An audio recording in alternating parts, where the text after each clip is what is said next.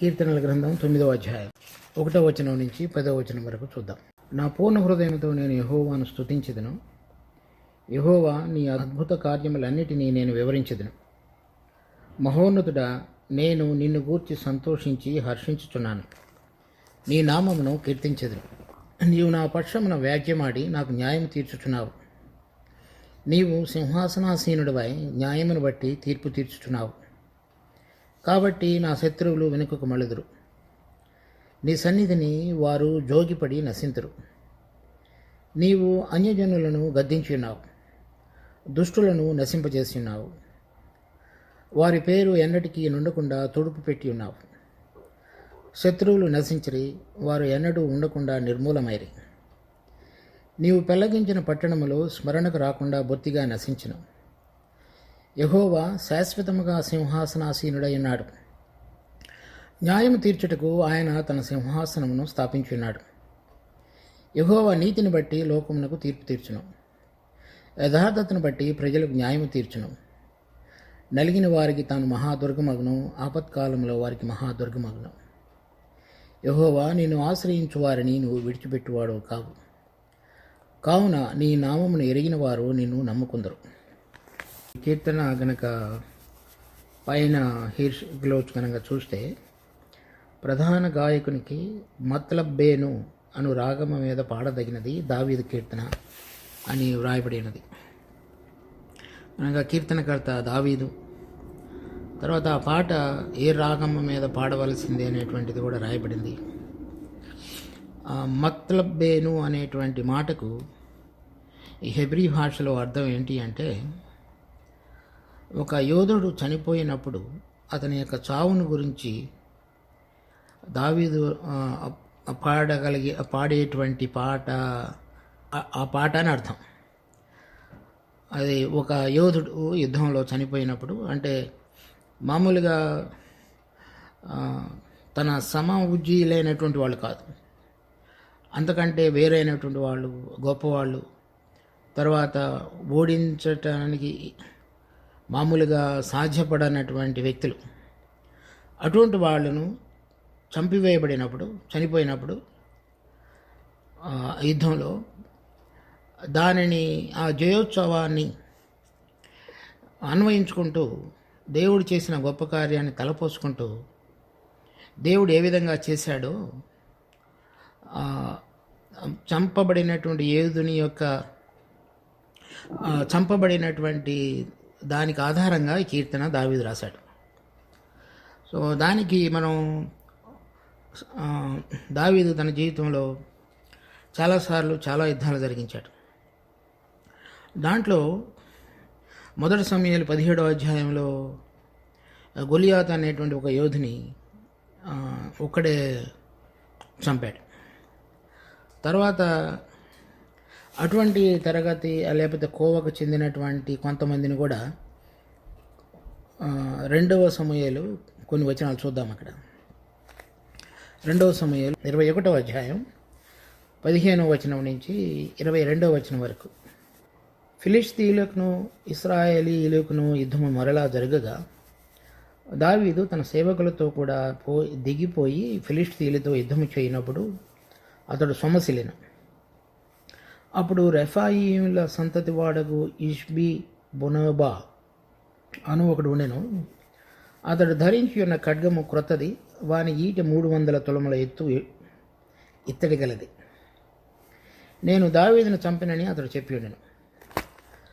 Syria కుమారుడైన అభిషై రాజును ఆదుకొని ఆ ఫిలిష్తీయుని కొట్టి చంపెను. దావీదు జనులు దీన్ని చూచి, ఇశ్రాయేలీయులకు దీపముకు నీవు వారిపోకుండానట్లు నీవు ఇక మీదట మాతో కూడా యుద్ధమునకు రావద్దని అతని చేత ప్రమాణం చేయించరి. 18వ వచనం. అటు తరువాత ఫిలిష్తీయులతో గోబు దగ్గర మరలా యుద్ధము జరగగా హుషాతీయుడైన సిబ్బకై రెఫాయీయుల సంతతి వాడగు నఫును చంపెను. తరువాత గోబు దగ్గర ఫిలిష్తీయులతో ఇంకొకసారి యుద్ధము జరగగా అక్కడ బెత్లెహేమీయుడైన యెహరెయో రెగీము కుమారుడు ఎల్హానా గిత్తీయుడైన గొలియాతు సహోదరుని చంపెను. వాని ఈట కర్ర నేతగాని ధోని అంత గొప్పది. ఇంకొక యుద్ధము గాతు దగ్గర జరిగిన.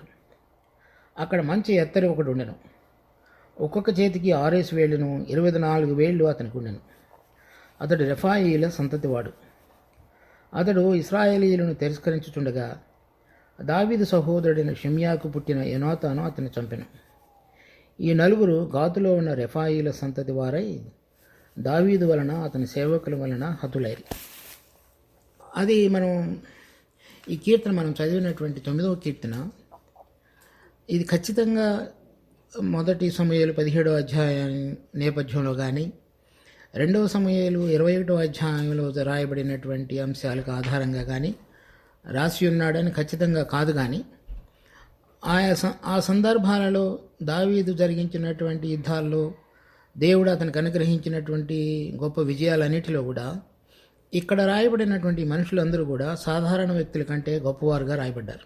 దానికి ఆధారంగా ఈ కీర్తన రాసి ఉన్నాడని మనం అనుకోనవచ్చు. ఇక్కడ మనం చూసినటువంటి మాటికి చెప్పబడినటువంటి 2వ సమూయేలు 21వ అధ్యాయం 22వ వచనంలో ఈ నలుగురు గాతులో ఉన్న రెఫాయీల సంతతి వారై దావీదు వలనను అతని సేవకుల వలనను హతులైరి. ఆ విధంగా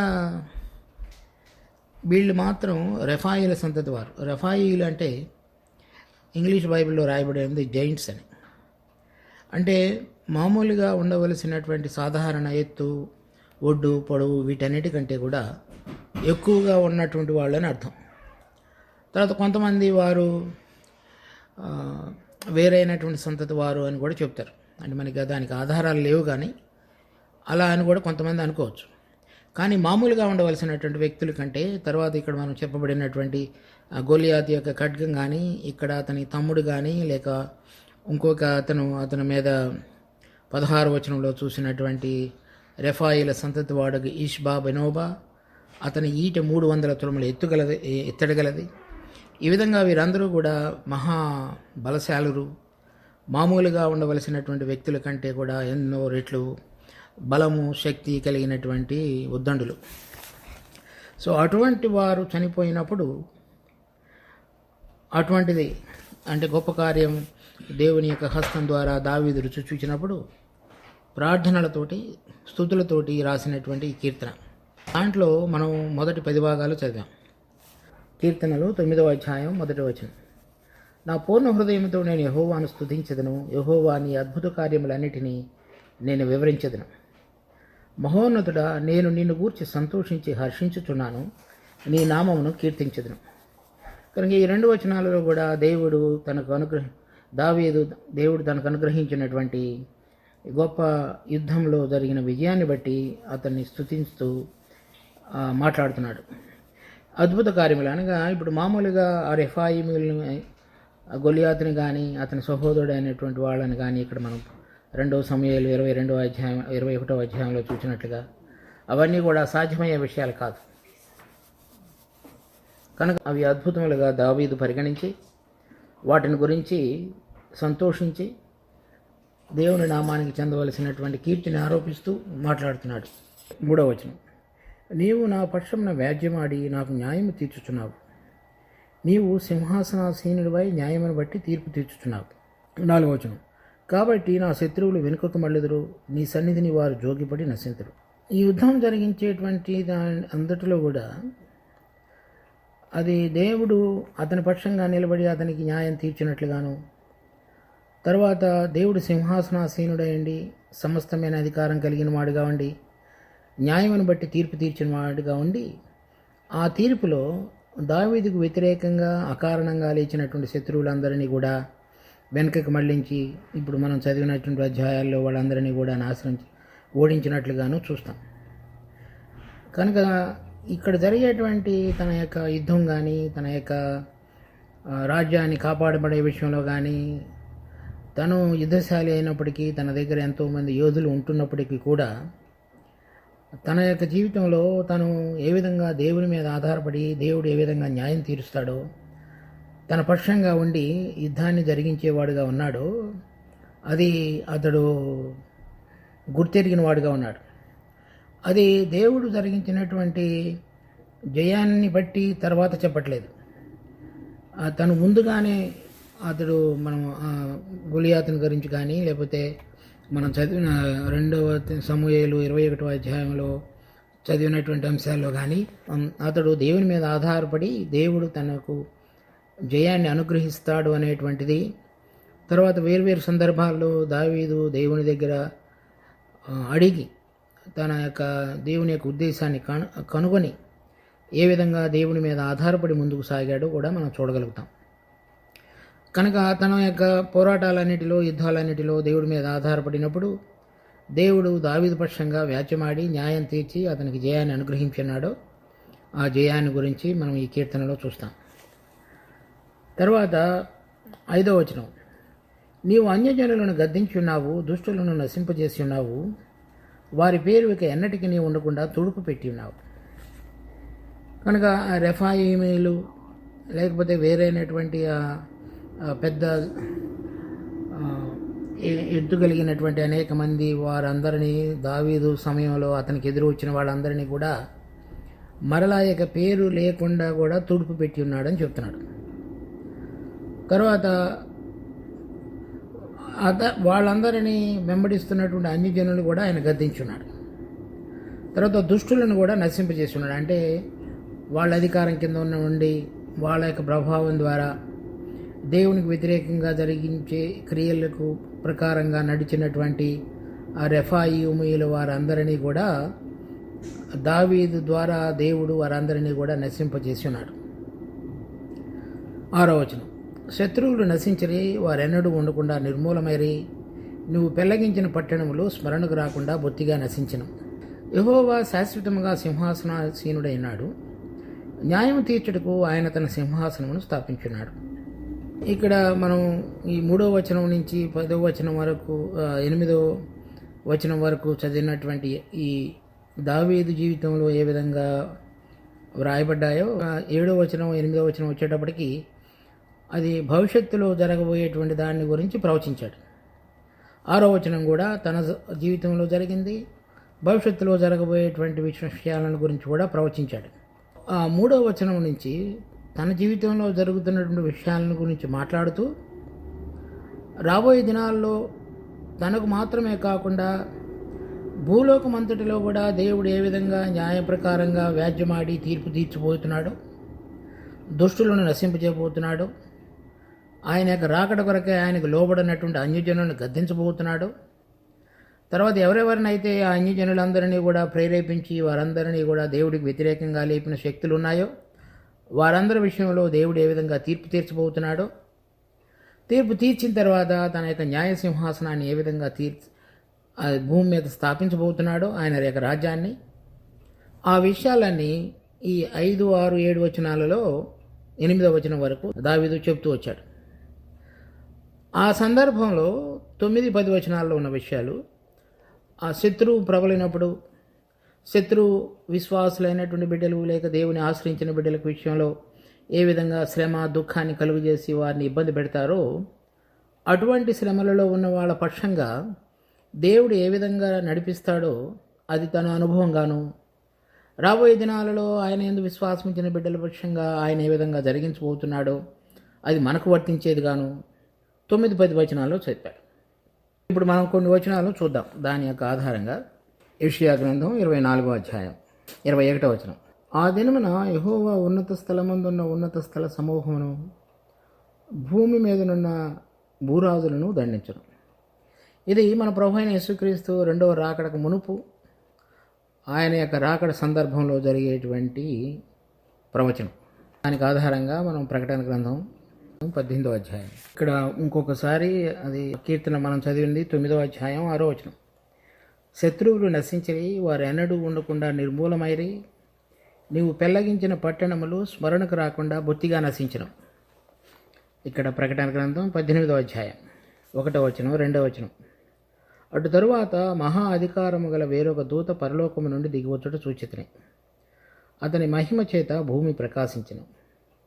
అతడు గొప్ప స్వరముతో ఆర్భటించి ఇట్లనెను, మహాబబులోను కూలిపోయిను, అది దయ్యములకు నివాస స్థలమును, ప్రతి అపవిత్రాత్మకు ఉనికి పట్టును, అపవిత్రమును అసహ్యమునైన ప్రతి పక్షికి ఉనికి పట్టును ఆయన.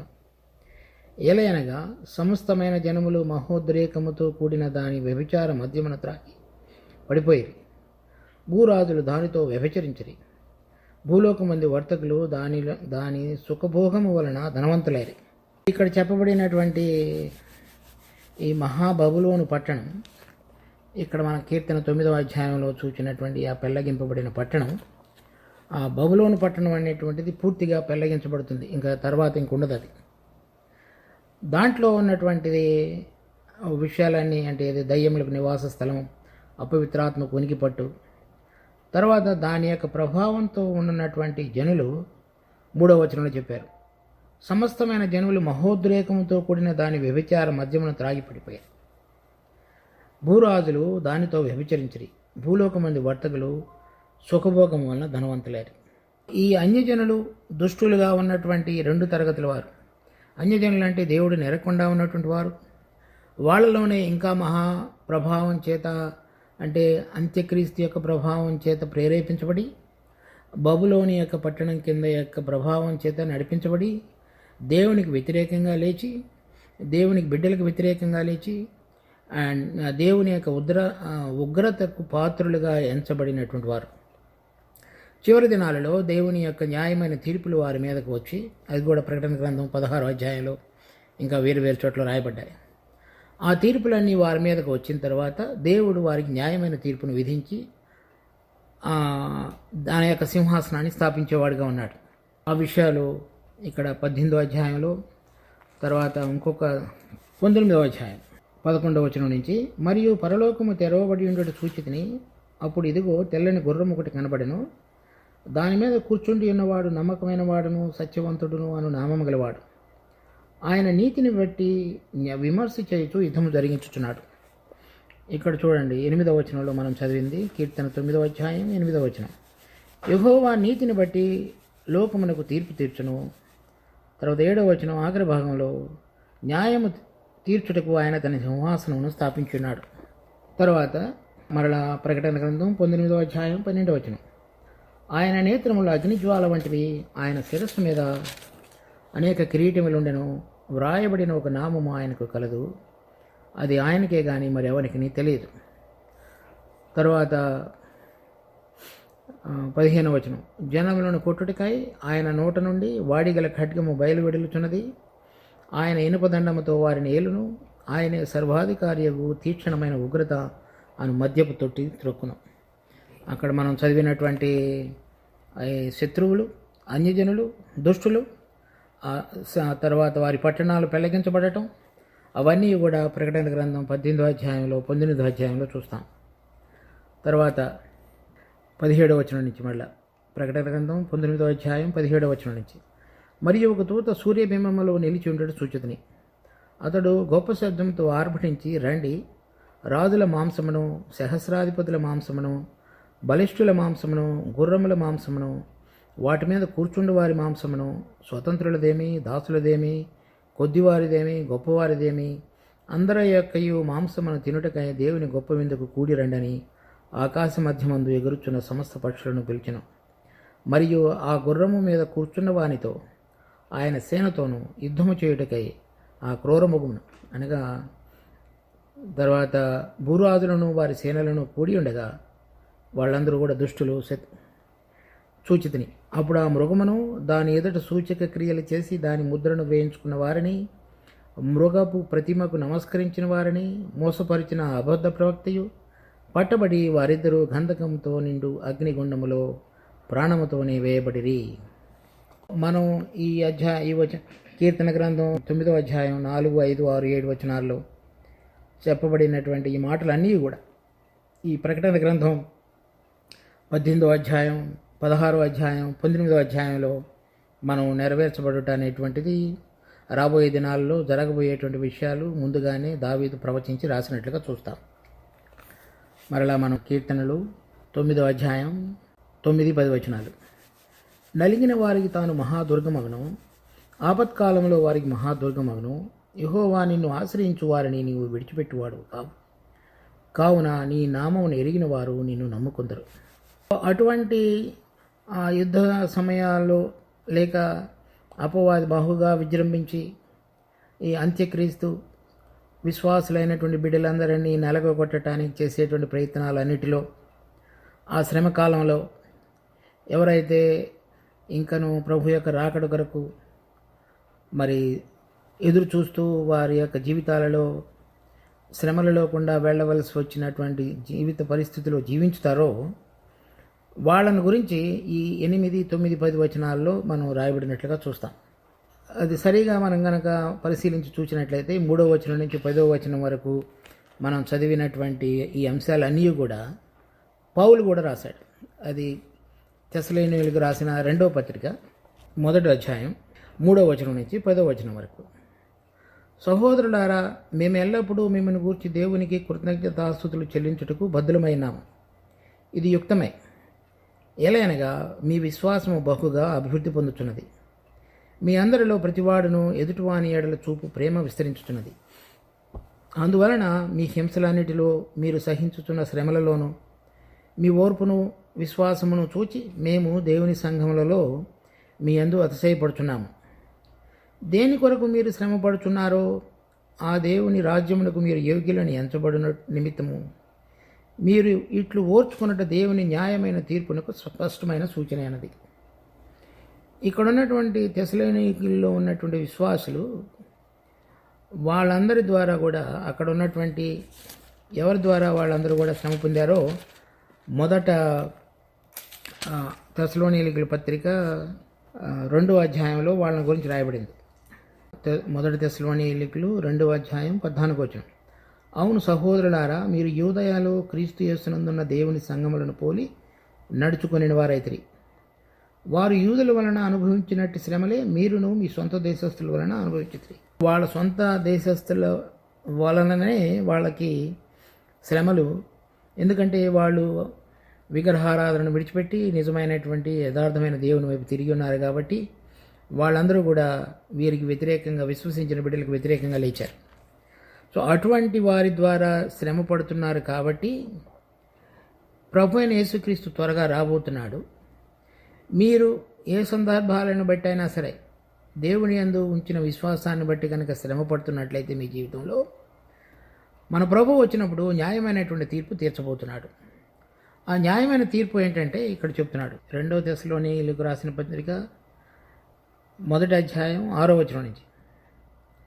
ప్రభు అయిన యేసు తన ప్రభావమును కనపరుచు దూతలతో కూడా పరలోకము నుండి అగ్నిజ్వాలలలో ప్రత్యక్షమై దేవునిని ఎరగని వారికి, మన ప్రభు అయిన యేసుక్రీస్తు సువార్తకు లోబడిన వారికి ప్రతిదండన చేయనప్పుడు మిమ్మును శ్రమపరచు వారికి శ్రమయు, శ్రమ పొందుతున్న మీకు మాతో కూడా విశ్రాంతియు అనుగ్రహించుట దేవునికి న్యాయమే. ఏంటి న్యాయం? దేవుని యొక్క న్యాయమైన తీర్పు అంటే అది. శ్రమ పడుతున్నటువంటి మనకు ఆయన ఆశ్రయదుర్గంగా ఉండి నడిపించి న్యాయమైన తీర్పు తీర్చి ఆ శ్రమలలో నుంచి మనల్ని బయటికి తీసుకుని రావటం. ఎవరైతే శ్రమ కలుగు చేయుచున్నారో వారందరినీ కూడా హింసించి వారందరికీ కూడా తగిన శిక్ష విధించి దేవుని యొక్క న్యాయపు తీర్పును బయలుపరచటం. దానికి రాబోయేటువంటి దినాల్లో మన ప్రభు అయిన యేసుక్రీస్తు వచ్చి భూలోకంలో తన రాజ్యాన్ని స్థాపించి తన న్యాయ విధిని చక్కగా మనందరి పక్షంగా, అంటే ఎవరు శ్రమ పొందుతున్నారో వారికి విడుదల లేక విశ్రాంతి, ఎవరు శ్రమ పెట్టుతున్నారో వాళ్ళకి న్యాయమైన తీర్పు విధించి శిక్ష విధించేవాడుగా ఉన్నాడు. ఇప్పుడు మనం చదివినటువంటి కీర్తనలో మళ్ళీ ఇంకోసారి కీర్తనలు 9వ అధ్యాయం 9-10 వచనాలు. నలిగిన వారికి తాను మహాదుర్గమగును, ఆపత్కాలంలో వారికి మహాదుర్గమగును. యెహోవా, నిన్ను ఆశ్రయించు వారిని నువ్వు విడిచిపెట్టువాడు కావున నీ నామమును ఎరిగిన వారు నిన్ను నమ్ముకుంటారు. అది రాబోయే దినాల్లో జరగబోయే కార్యం కనుక మన ప్రభు అయిన యేసుక్రీస్తు రాకడ సందర్భంలో శ్రమ పొందుతున్నటువంటి వారందరూ కూడా ఆ విధంగా దేవుని యొక్క న్యాయమైన తీర్పును బట్టి విడుదల లేక విశ్రాంతి పొందుతారని పౌలు చెప్పినట్లుగా ఇప్పుడు మనం వెళుతున్నటువంటి శ్రమలలో కూడా ఆయన నమ్మదగిన వాడుగా ఉన్నాడు. తర్వాత తన బిడ్డల పక్షంగా న్యాయమైన తీర్పు తీర్చేవాడుగా ఉన్నాడు. దావీదు తన జీవితంలో ఏ విధంగా దేవుడి మీద ఆధారపడి గొప్ప శత్రువులను కూడా ఓడించగలగటానికి కారణమైనటువంటి దేవుని యొక్క బలాన్ని బట్టి స్తుతించాడు. తను నలిగినటువంటి సందర్భాలన్నిటిలో కూడా దేవుని యందు ఆశ్రయదుర్గాన్ని పొందగలిగాడు. అదే కారణంగా మళ్ళీ ప్రకటన గ్రంథంలో సూచినట్లుగా ఆ దినాలలో ఉండబోయేటువంటి భక్తులు కూడా ఆ విధంగానే దేవుని వైపు ఆశ్రయించిన బిడ్డలందరినీ కూడా అంత్యక్రీస్తు అతని యొక్క ప్రభావం ద్వారా ఉన్నటువంటి అనేక మంది విశ్వాసులను కాపాడేటువంటి విధంగా దేవుడు న్యాయమైన తీర్పు తీరుస్తాడు. ఇప్పుడు మనం వెళ్తున్నటువంటి శ్రమలలో కూడా ఆయన యందు నమ్మికించి ఉన్నట్లయితే ప్రతి దాంట్లో కూడా మనకు విడుదల కలుగు చేసి న్యాయమైనటువంటి తీర్పును తెలియపరిచి మనకు విడుదల కలుగు చేస్తాడు అనేటువంటి వాగ్దానం మనకు ఇవ్వబడింది. కనుక మనం ఎటువంటి పరిస్థితుల్లో కూడా దినదినము మన జీవితంలో జరిగేటువంటి పరిస్థితులు కానీ, దేవుడు ఏదైతే కోరుతున్నాడో అటువంటి నీతిగా జీవించగలగడానికి పనికొచ్చేటువంటి ప్రతి పరిస్థితిలో మనం ఆయన యందు నమ్మిక ఉంచి విశ్వాసం ఉంచి ఏ విధంగా ఉంచాలో ఆయన యొక్క బలాన్ని మన జీవితంలో అనుభవించుకునడం ద్వారా భూతకాలంలో దావీదు ఏ విధంగా అయితే జయాన్ని పొందాడో వర్తమాన కాలంలో మనం కూడా అదే విధంగా జయాన్ని పొందగలుగుతాం. భవిష్యత్ కాలంలో కూడా మనం కనుక ప్రభు యొక్క రాకడ వరకు నిలిచున్నట్లయితే, ఒకవేళ మనం ఎత్తబడకుండా కనుక మిగిలిపోయినట్లయితే, శ్రమలలో కూడా వెళ్ళవలసి వచ్చినటువంటి అవసరం కనుక ఉన్నట్లయితే, ఆ శ్రమలలో కూడా దేవుడు మనని కాపాడి భద్రపరిచి ఆశ్రయదుర్గంగా ఉండి తన సన్నిధికి తీసుకునేవాడుగా ఉంటాడు. కనుక దావీదు సమయంలో కానీ, ఇప్పుడు కానీ, భవిష్యత్తులో కానీ వీటన్నిటిలో ఒక విషయం మనందరికీ ఒకటే విషయమై అన్వయించుకోవచ్చు. అనగా ఏ సందర్భంలో అయినా, ఏ కాలంలో అయినా సరే ఆయన యందు విశ్వాసం ఉంచినటువంటి బిడ్డలు, ఆయనను ఆశ్రయంగా చేసుకునేటువంటి బిడ్డలు, దేవునికి వ్యతిరేకంగా లేచి దేవుని బిడ్డలతో పోరాడేటువంటి శక్తుల యొక్క ప్రభావం నుంచి మనం గనక నలిగిన హృదయంతో ప్రభువు వైపు తిరిగినప్పుడు ఆయన తన బిడ్డలను కాపాడి చివరంట మనల్ని కడతేర్చి ముందుకు సాగించి నడిపించేటువంటి బలమైన దేవుడిగా మనకున్నాడు. అది ఒకవేళ రెఫాయిములు వంటి వారు కావచ్చు, అప్పుడు పాతకాలంలో దావీదు సమయంలో, లేక భవిష్యత్తులో అంత్యక్రీస్తు కావచ్చు. ఇప్పుడు మనకు మించినటువంటి శక్తులు, ప్రభావాలు, పరిస్థితులు అవన్నీ కూడా కావచ్చు. వీటన్నిటిలో ఏదైనా సరే దేవుని యొక్క సింహాసనం ఎదుట తలవకోవలసిందే. ఆ విషయాన్ని గుర్తెరిగి మన జీవితంలో కూడా అదే పరిస్థితులను మనం ఈ వాగ్దానాలను ఈ యొక్క వాక్యం యొక్క వెలుగులో చూసుకొని సరైన విధంగా అన్వయించుకొని మనం జీవించినప్పుడు మనం కూడా దావీదు పాడినట్లుగా మెత్తలబేను అనేటువంటి కీర్తన మనం ప్రతి పరిస్థితిలో ఆ రెఫాయిముల మీద జయం పొందినట్లుగా ప్రతి జయంలో మనకు మించిన దానికంటే బలమైన దాన్ని ఓడించగలగడానికి మనకి శక్తిని ప్రసాదించినప్పుడు, ఆయన మనపక్షంగా వ్యాజ్యమాడి ఆయన యొక్క న్యాయపు తీర్పును బయలుపరిచినప్పుడు మనం చక్కగా ఆయనను కొనియాడి కీర్తించి ఘనపరచగలుగుతాం. ప్రార్థన చేసుకుందాం. మా జీవం కలిగిన తండ్రి, మీకు ఎంతో వందనాలు. మరి మాకు అనుగ్రహించిన వాక్య భాగాన్ని బట్టి స్తుతి స్తోత్రాలు. మరి నీ భక్తుడైనటువంటి దావీదు తన జీవితంలో ఏ విధంగా మరి మీ యొక్క ఉన్నతమైనటువంటి సహాయతను, రెఫాయిమీలను, గోలియాతును, ఇతరమైన బలాఢ్యులందరినీ కూడా ఓడించి మీ యొక్క న్యాయపు తీర్పును స్పష్టంగా తన జీవితంలో అన్వయించుకొని జీవించాడు. అదేవిధంగా మరి రాబోయేటువంటి దినాల్లో ఏ విధంగా ఈ అంత్యక్రీస్తు అనేటువంటి గొప్ప బలాఢ్యుడు ఓడించబడి తర్వాత అంతకంటే బలవంతుడైనటువంటి మా ప్రభు అయిన యేసుక్రీస్తు యొక్క బలం చేత మేమందరం కూడా మీ యొక్క ఆశీర్వాదాన్ని పొంది రుచి చూడగలిగి ముందుకు సాగగలిగేటట్లుగా మా జీవితాల్లో మీరు ఎంతో గొప్ప నిశ్చయత కలుగజేసినందుకు వందనాలు. అయితే మేము ఇప్పుడు మాకు కలిగేటువంటి ప్రతి దినదిన పరిస్థితుల్లో మాకు మించిన పరిస్థితులు కావచ్చు, రెఫాయిమీలు వంటి వారు కావచ్చు, లేక కొండ వంటి మరి బలమైనటువంటి పరిస్థితులు కావచ్చు, వీటన్నిటిలో కూడా మేము ఓర్పును, దీర్ఘశాంతమును కనపరిచి మీ యందు నమ్మికించి నలిగిన హృదయంతో మిమ్మల్ని ఆశ్రయ దుర్గంగా చేసుకొని మీరు తీర్చబోయేటువంటి న్యాయపు తీర్పుకు మేము ఎదురు చూస్తూ మీ రెక్కల చాటున దాగి ఉండుట అనే అనుభవంతో దినదినము నడుచుట మాకు నేర్పండి. మీరు నమ్మదగిన గొప్ప దేవుడు కనుక మరోసారి మీ కృప కలిగిన హస్తాలకు మా మంటిఘటాలను మేము మీ యొక్క మహిమలో ప్రవేశించడానికి మరి అనువైన విధంగా మా జీవితాలు కట్టబడగలుగుటకు ఏదైతే మాకు అవసరమో ఆ పరిస్థితులన్నిటినీ కలుగజేసి జయాన్ని అనుగ్రహించి నడిపించమని కోరుతూ మా రక్షకుడు ప్రభు అయిన యేసు నామమున అడిగి వేడుకుంటున్నాం తండ్రి. ఆమేన్.